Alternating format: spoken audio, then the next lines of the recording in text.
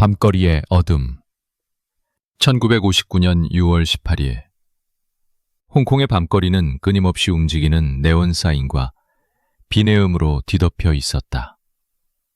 작은 골목길마다 빛과 그림자가 교차했고 도시의 구석구석마다 뭔가 무거운 기운이 감돌았다. 호앙 응카오는 그날 밤 유난히 불안한 기분을 떨칠 수 없었다. 친구들과의 늦은 술자리를 끝내고 혼자 자동차로 집을 향하던 그였지만 누군가의 은밀한 시선을 느꼈다. 카오의 자동차 앞 유리에는 약한 빗방울이 튀기기 시작했다. 와이퍼가 멍하니 왔다 갔다 하는 그 사이 그는 룸미러로 뒤를 슬쩍 바라보았다. 골목 어귀에 한 대의 검은 밴이 그를 천천히 따라오고 있었다. 그의 가슴은 단숨에 조여들고 이성이 경고를 외치고 있었다. 카오가 신호등에 멈췄을 때 갑자기 옆문이 벌컥 열렸다. 어둠 속에서 나타난 남자가 손전등을 얼굴에 비추며 차 문을 잠그지 않는 건 바보 같은 짓이지 라고 속삭였다. 그 목소리는 칼날처럼 싸늘했다. 그는 반사적으로 몸을 움찔했으나 이미 뒷좌석에서 또 다른 인물이 튀어나와 그의 입을 거칠게 틀어막았다. 라텍스 장갑에서 나는 특유의 냄새와 손에 묻은 차가운 땀이 피부를 타고 흘렀다.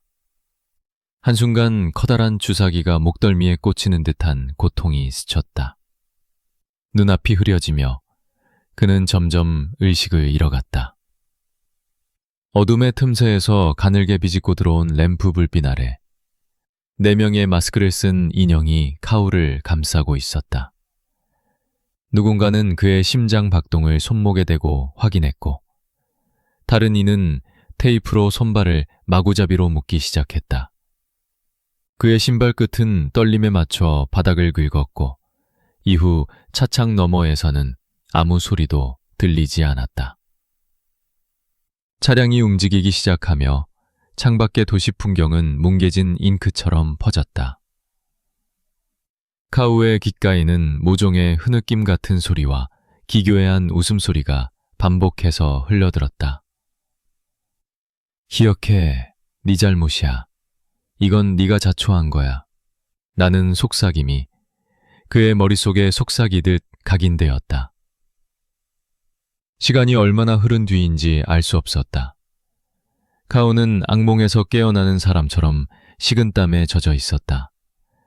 입가에 차가운 테이프가 붙어 있었고 눈을 떠볼 수 없도록 눌려 있었다. 팔과 다리는 이미 감각이 마비되어 뼈마디가 저릿저릿하게 저려왔다. 어둠 속 그는 자신의 숨소리와 함께 누군가의 신음소리 그리고 멀리서 울리는 개 짖는 소리를 고요한 정적만이 남아있음을 전혀 알지 못했다. 그가 마지막으로 본 것은 빛 속에 비친 차량 조명과 마치 이빨을 드러내고 웃는 늑대 가면이었다. 그리고 영영 돌아오지 못할 밤거리의 어둠이 그를 삼켜버렸다. 필요하시다면 추가 연출 또는 다음 장에 이어지는 영열을 한글로 이어서 만들어 드릴 수 있습니다. 핏빛 신호. 이른 새벽 호안가의 거실에는 종적을 감춘 카오가 돌아오기를 기다리는 가족의 초조와 침묵만이 드리워졌다. 격시계의 똑딱거림마저 공포로 변해가는 순간 문 앞에 놓인 의문의 상자가 가족의 삶을 송두리째 뒤흔드는 서막이 시작된다. 상자는 얇은 흰 천에 쌓여 있었고 받침에는 알 수 없는 붉은 얼룩이 스며들고 있었다. 호앙틱바는 손이 떨리는 채로 봉인을 풀었다. 그 순간 실내는 제한된 새벽 햇살 아래서도 섬뜩함으로 가득 찼다. 상자 안에는 차 열쇠, 노트, 시계와 같은 카오의 물건들이 가지런히 놓여 있었다. 그리고 그 한켠에는 잘린 사람의 귀가 핏방울을 흘리며 얹혀 있었다. 가족들은 절규와 경악, 그리고 참을 수 없는 공포에 휩싸였다. 카오의 어머니는 곧바로 바닥에 주저앉아 흐느낌을 터뜨렸고, 아버지 반은 죽음의 냉기를 손끝에서 느꼈다. 지독한 악취와 함께 상자 안쪽에서 피로 번진 한 장의 편지가 나타났다. 검은 잉크로 획이 굵게 휘갈겨져 있었다. 이건 너희 아들의 귀다. 명심해. 돈을 내놓지 않으면 이번엔 목숨을 가져간다. 50만 홍콩 달러를 준비해. 명령을 어기면 다시는 아들을 못 볼 것이다. 공포는 이제 현실이 되었다.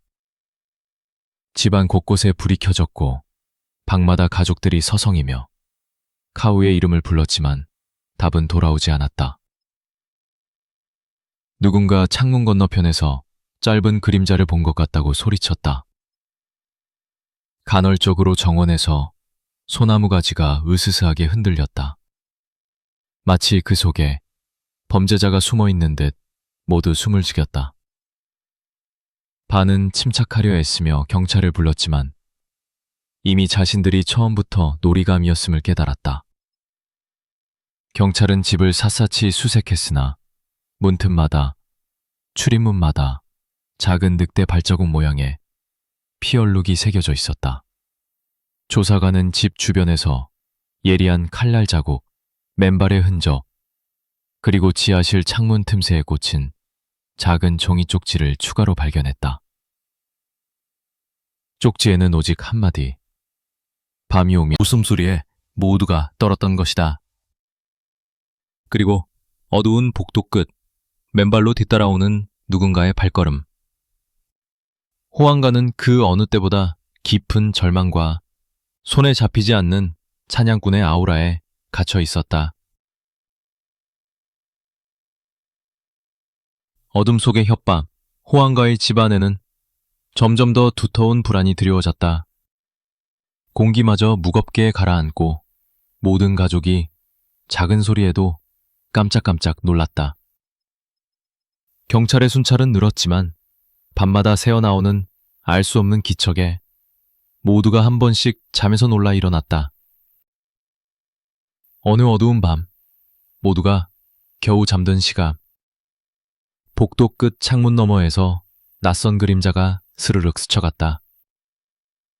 무거운 공기가 숨통을 조이듯 쿵하는 소리에 반은 본능적으로 불을 켰다. 벽에 투사되는 그림자, 누군가가 비명을 삼키며 방에 모여든다.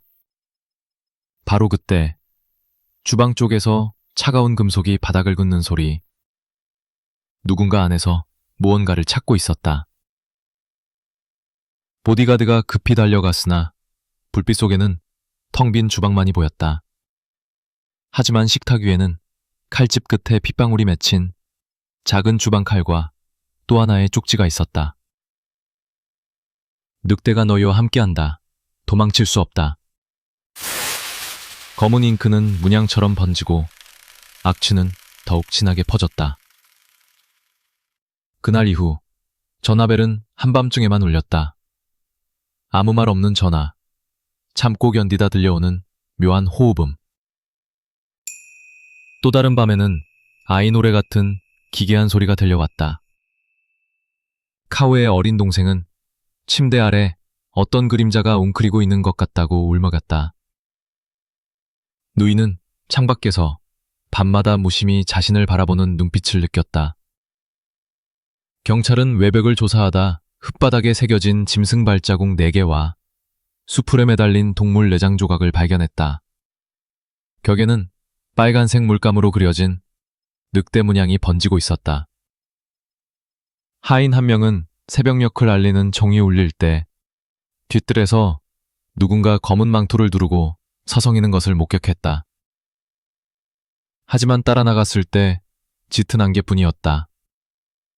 단지 잡목숲을 헤치며 도망가는 바스락거리는 소리와 멀리 어둠 속에서 짧게 울려 퍼지는 짐승 가죽의 냄새가 남았다. 그 무렵 집안에는 수도꼭지에서 괴이하게 붉은 물이 흐르기 시작했다. 한밤중에는 알 수 없는 날카로운 발톱 소리가 창문을 긁었고 초인종이 저절로 울렸다. 하지만 문을 열면 아무도 서 있지 않았다. 어둠과 두려움, 그리고 집안 곳곳에 새겨진 늑대의 흔적. 호황 가문은 이제 집에서조차 안전하지 못하다는 사실에 깊은 심장이다. 전화선 너머 묵직한 침묵. 매섭게 또 한 번 사냥이 시작되었다. 침묵의 벽. 호황가의 집은 더 이상 안식처가 아니었다. 누군가는 아침마다 창문을 열 때마다 서늘한 바람 속에서 속삭임을 들었다고, 또 다른 이는 밤마다 벽 너머에서 들려오는 기이한 긁는 소리에 잠을 이룰 수 없었다고 말했다. 도시의 소음조차 집안의 죽음 같은 정적을 완전히 덮을 수 없었다. 집안 사람들은 모두 낯빛이 창백하게 질려 있었고 친척들마저 한둘씩 찾아오던 것을 그만두고 연락을 끊기 시작했다. 경찰 수사는 점점 지지부진해졌다. 증거도 목격자도 유효한 단서도 더 이상 나오지 않았다. 누군가가 밤마다 지붕 위에서 무거운 흔적을 느꼈다고 말했지만 순찰 경찰조차 아무것도 발견하지 못했다. 그러던 어느 날, 호황틱반의 아내는 거실 한 구석, 오래된 탁자 밑에서 이상한 작은 주머니를 발견했다.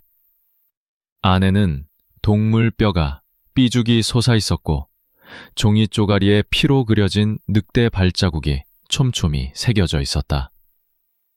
그녀는 두려움에 벌벌 떨며 남편을 불렀고 그날 저녁 이후 집안에는 더욱 얼어붙는 침묵이 찾아왔다.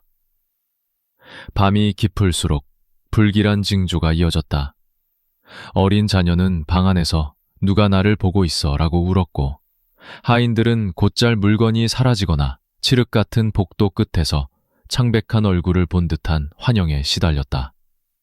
심지어 집 밖 정원을 순찰하던 경비는 계집 옆에 동물이 피에 젖은 채 매달려 있는 끔찍한 광경을 목격했다. 어느 비 내리는 날밤 집안 곳곳에서 전등이 일제히 깜빡였다. 모두가 침대에 누워 있으려던 참이었다.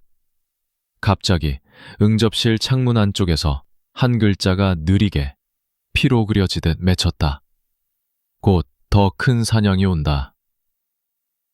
그날 새벽, 가족들을 더욱 혼란스럽게 만든 일이 벌어졌다. 집을 떠나 조사를 맡았던 담당 형사가 귀가 중 의문의 교통사고를 당한 것이다. 차량은 길가에 뒤집혀 있었고 조사관은 갈비뼈가 부러진 채 혼수 상태로 실려갔다. 차량 안 유리창에는 누군가 손가락으로 꾹 눌러 쓴 wolf, 늑대이라는 문자가 그대로 남아 있었다. 집안 사람들은 그제야 진심으로 깨달았다. 지금까지의 공포는 단순한 협박이 아니었다는 것을. 호황가를 둘러싼 벽은 이미 악몽에 잠식된 거대한 침묵의 벽으로 둘러싸여 무너져가고 있었다. 그 무렵 다시금 알 수 없는 전화가 걸려왔다. 이번에는 오랫동안 전화를 든 채 상대방이 아무 소리 없이 숨소리 든 정적과 함께 어둠은 더욱 집요하게 그들을 감싸 안았다. 핏빛 달의 밤, 무더운 한여름, 희미한 불빛 아래 호황가의 집은 더욱 깊은 침묵에 잠겼다. 가족들은 이제 날마다 밤이 오는 것을 두려워했다.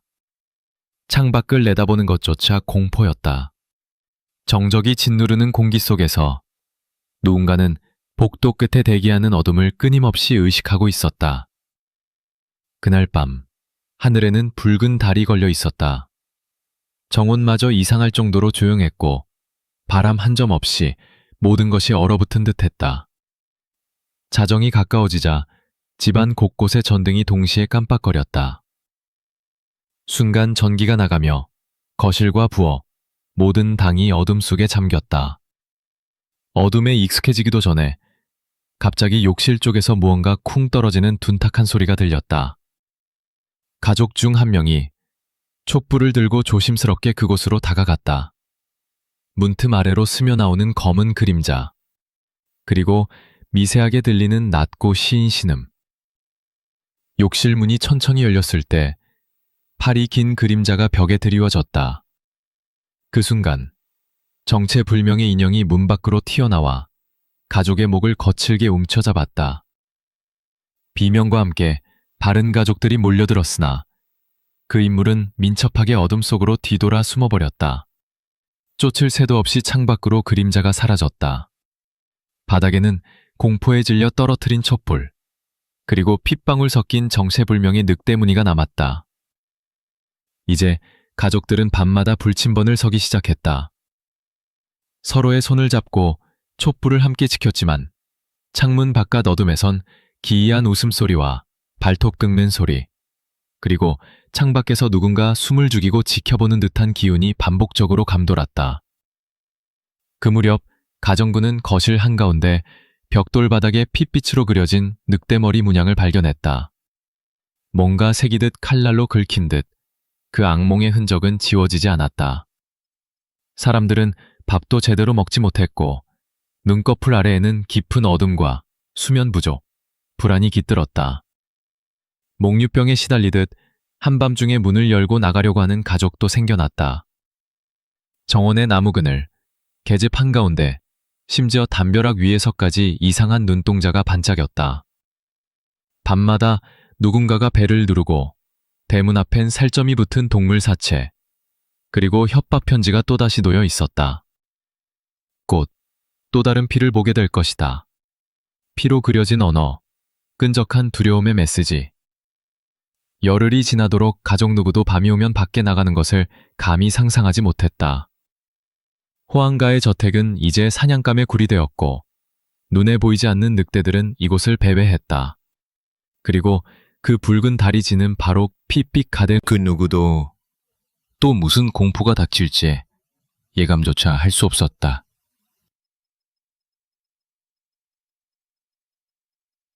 피로 물든 정원. 붉은 달이 완전히 사라진 밤, 호안가의 저택에는 더욱 짙은 어둠이 내렸다. 집안의 모든 시계가 정각 3시를 가리킬 때 또다시 바깥에서 낮고 길게 으드렁거리는 소리가 들려왔다. 가족들은 서로 부둥켜 안고 떨었지만 이제는 도망칠 곳조차 없다는 절망이 짓눌렀다. 순찰 중이던 경찰도 어둠 속에 도사리는 그림자를 발견하고 총을 꺼내 들었으나 그 무엇도 분명히 확인할 수 없었다. 호앙틱바는 창문 너머 정원에 뭔가 희미하게 움직이는 형체를 보았다. 그 움직임은 빠르고 교묘했다. 순간 어디선가 큰 비명소리가 터졌다. 정원에 달려나가던 가족들은 비에 젖은 풀밭 위에 쓰러져 있는 하인을 발견했다. 하인의 옷은 갈기갈기 찢어져 있었고 뺨에는 날카로운 발톱 자국이 선명했다. 근처에는 짐승의 털과 핏방울, 그리고 인간의 것이 아닌 오래된 늑대의 이빨이 하나 떨어져 있었다. 경찰과 가족들이 하인을 일으켜 세우려던 순간 다시 한번 멀리서 누군가의 웃음소리가 들렸다. 차가운 새벽 공기 속에 번진 그 웃음은 사람의 것이 아니었다. 집으로 돌아가려던 모두의 발밑에서 삽시간에 그이한 발소리가 따라붙었다. 어둠 너머에서 달려오는 그림자, 즉시 누군가가 손전등을 켰으나 그 빛 속에는 아무것도 잡히지 않았다. 그날 밤 거실 벽에는 피로 쓴 늑대의 저주가 씌어 있었다. 피로 갚아야 한다. 늑대는 아직 배부르지 않다.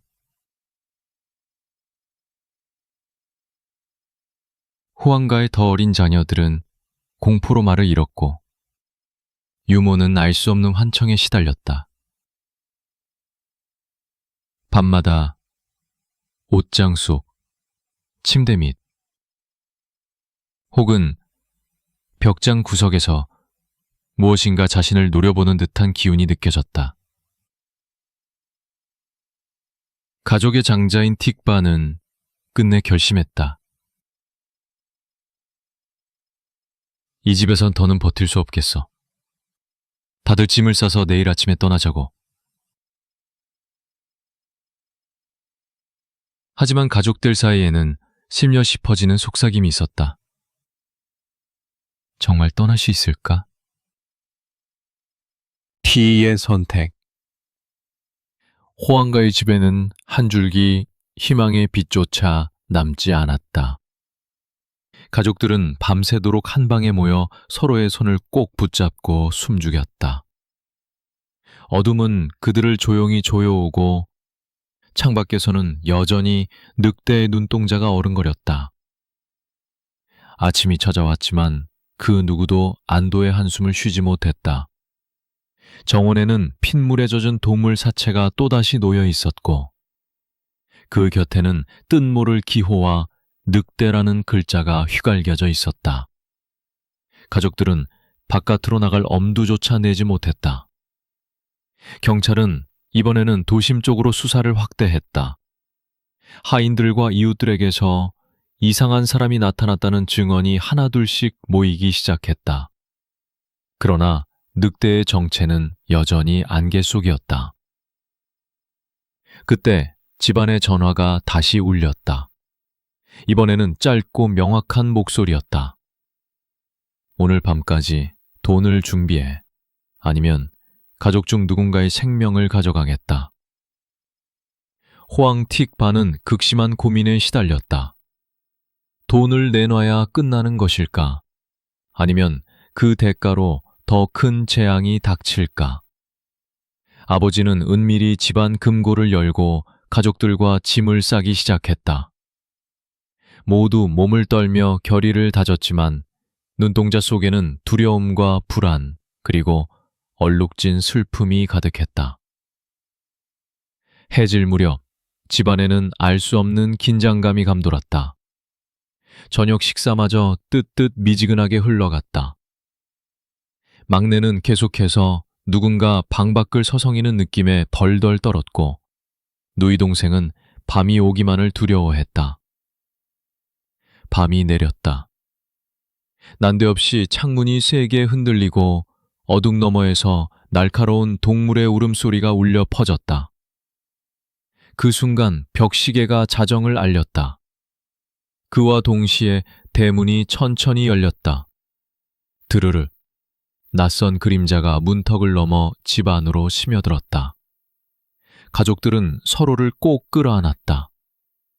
늑대 가면을 쓴 인물이 어둠 속에서 천천히 모습을 드러냈다. 그 사람은 한 손에 피로 물든 가방을, 다른 손에는 예리하게 빛나는 칼을 들고 있었다. 결정해. 돈이냐, 피냐. 그 목소리는 낮고 냉혹했다. 가족의 시선이 온통 은밀히 숨겨진 금고와 모두가 울음을 삼킨 어머니의 손에 집중되었다. 시간이 멈춘 듯한 순간 어딘가의 유리창이 갑자기 깨져 내렸다. 현관문 바깥에서 또 다른 그림자가 빠르게 스쳐 지나갔다. 경찰의 호각 소리가 멀리서 들려왔다.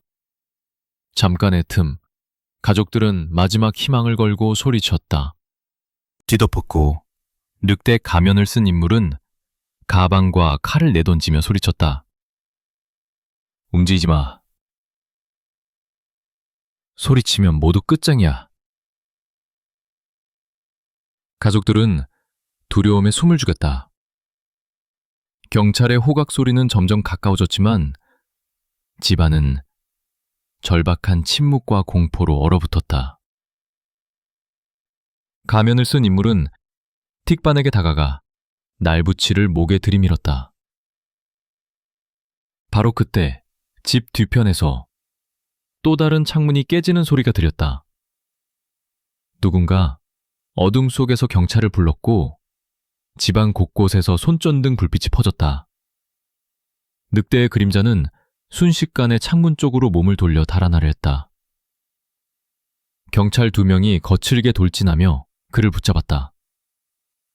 범인은 발버둥치며 비틀었지만 이내 바닥에 제압당했다. 가면이 벗겨지자 모두는 숨을 멈췄다. 그 얼굴은 익숙했다. 예전부터 집안의 하인으로 일하며 가족들을 곁에서 지켜보던 충직한 청년이었다. 경찰의 형사는 조심스럽게 실토를 요구했다. 왜 이런 짓을 했지? 청년은 눈가에 피눈물을 흘리며 중얼거렸다.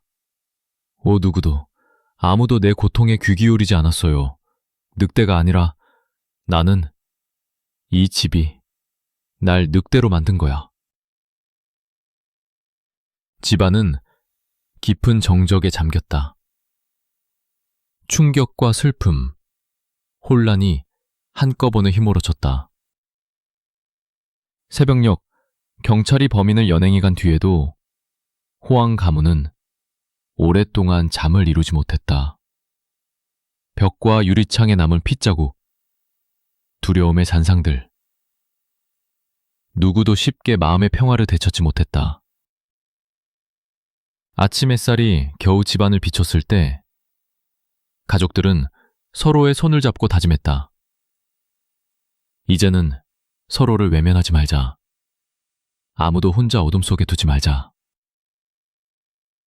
많은 상처와 후회, 그리고 씻을 수 없는 밤들을 남겼지만 호황 가문은 이제 망설임 없이 서로의 존재를 지켜보기 시작했다. 그러나 저 먼 순 너머 하늘에는 여전히 한 조각 붉은 달이 희미하게 걸려 있었다. 상처와 죄의 그림자, 호황 가문에는 오랜 밤의 공포가 남긴 상처들이 아직도 곳곳에 짙게 배어 있었다. 늑대의 가면 뒤에 숨겨뒀던 진실이 밝혀진 후에도 집안에는 출입을 꺼리는 이들이 많았다. 친척들과 이웃은 호황가의 저택을 멀리했고 가족들은 평범한 일상조차 다시 시작하기가 쉽지 않았다. 가장 어린 자녀는 밤마다 악몽에 시달렸다. 다양한 소문이 돌았다. 그 집에는 아직도 저주가 남아있다. 늑대의 혼이 완전히 떠나지 못했다. 밤마다 저택 근처로는 이상하게도 길을 비켜가는 주민들이 많아졌다. 조용한 어느 저녁, 어머니는 벽난로 앞에 가족들을 불러앉혔다. 우리가 서로의 상처를 외면한 탓에 더 큰 비극이 우리 집을 덮쳤구나. 이제는 서로의 마음을 더 깊이 안아줘야 할 때다. 가족은 서서히 그 말에 고개를 끄덕였다. 각자의 두려움과 상처, 그리고 서로에게 미안한 마음이 환한 불빛 아래에서 비로소 드러났다.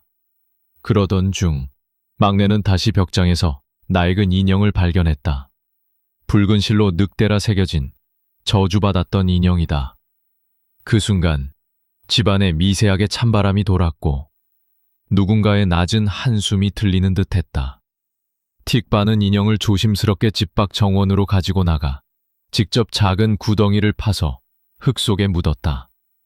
이제 그만 떠나라. 우리도 더 이상 과거에 붙잡히지 않을 것이다. 그날 밤, 오랜만에 가족 모두가 한 방에서 잠들었다.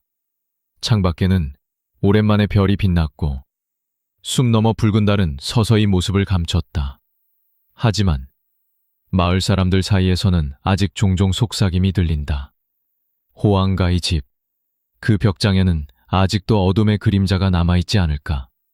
그리고 집안 어딘가 마지막 늑대의 한숨이 먼지와 함께 조용히 사라졌다. 달빛 아래의 맹세. 시간이 조금씩 흘렀다. 호황가의 저택에는 이제 더 이상 비명도 핏빛 그림자도 없었다. 가족들은 서로의 상처를 보듬으며 천천히 평범한 삶으로 돌아가려 했었다. 어느 무더운 여름밤, 틱바는 마루에 앉아 조용히 달을 바라봤다. 달은 한때 붉었던 모습을 잊은 듯 은빛으로 집안을 비추고 있었다. 그 빛 아래 가족들은 모닥불을 피워 둘러앉았다. 서로의 손을 잡고 오랜만에 따뜻한 밥을 나누었다. 밤이 무섭지 않니? 막내가 조심스럽게 물었다. 틱바는 조용히 미소 지었다. 무서운 밤도 언젠간 끝이 나. 우리가 서로 곁에 있으면 아무도 우리를 어둠에서 데려갈 수 없어. 어머니는 가만히 벽난로에 남은 저주 흔적을 어루만지며 속삭였다. 지금처럼 서로를 지키고 용서할 줄 안다면 그 어떤 늑대도 우리를 무섭게 할 수 없을 거야. 그날 밤, 저택은 오랜만에 조용하고 평화롭게 잠들었다. 창밖에는 서늘한 바람만이 스쳐갔고 숲의 그림자도 더 이상 날카롭지 않았다. 하지만 깊은 밤, 누구도 모르는 사이 정원의 나무 그림자 아래에서 희미하게 붉은 달이 잠깐 다시 떠올랐다. 그리고 어둠 속 어딘가 누군가의 낮은 목소리가 속삭였다. 모든 저주가 끝난 것은 아니다. 상처와 두려움을 잊는 순간, 늑대는 다시 돌아올지도 몰라. 그러나 그날 밤만은 호황 가문에 오롯이 평화가 찾아왔다.